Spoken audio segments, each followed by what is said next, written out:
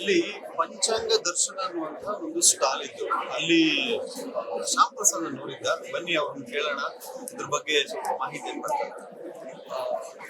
ಇದು ಪಂಚಾಂಗ ದರ್ಶನ ಅಂದ್ರೆ ನಮ್ಮ ಅನಾದಿ ಕಾಲದಿಂದಲೂ ನಮ್ಮ ಪೂರ್ವಜರಿಂದಲೂ ಪಂಚಾಂಗ ಅಂತ ಇದರಲ್ಲಿ 108 ವರ್ಷದ ಪಂಚಾಂಗಗಳಿದೆ. ಇದರಲ್ಲಿ 108 ವರ್ಷದಿಂದಲೇ ಮಾಡ್ಕೊಂಡು ಬಂದದ್ದು. ಈ ಪಂಚಾಂಗ ಅಂದ್ರೆ ನಾವು ನಮ್ಮ ಶುಭ ಕಾರ್ಯಕ್ಕೆ ಅದಕ್ಕೆ ಎಲ್ಲ ಏನು ನಾವು ನೋಡ್ಬೇಕಾಗುವಂತದ್ದು, ಅದರಲ್ಲಿ ಯಾವಾಗ ಮಾಡ್ಬೋದು, ಯಾವಾಗ ಇದಂತ ತಿಥಿ ನಕ್ಷತ್ರ ವಾರ ಅದು ನೋಡಿ ಒಂದು ಜ್ಯೋತಿಷ್ ಹತ್ರ ಹೋಗಿ ನಿಮ್ಗೆ ಈ ದಿವಸಕ್ಕೆ ಪ್ರಶಸ್ತವಾಗಿದೆಯಾ ಅಂತ ಅದನ್ನೆಲ್ಲ ಈ ಪಂಚಾಂಗದ ನೋಡಿ ಹೇಳ್ತಾರೆ. ಇದು ವರ್ಷಕ್ಕೊಂದು ಯುಗಾದಿಯಿಂದ ಯುಗಾದಿವರೆಗೆ ನಡೆಯುವಂತದ್ದು.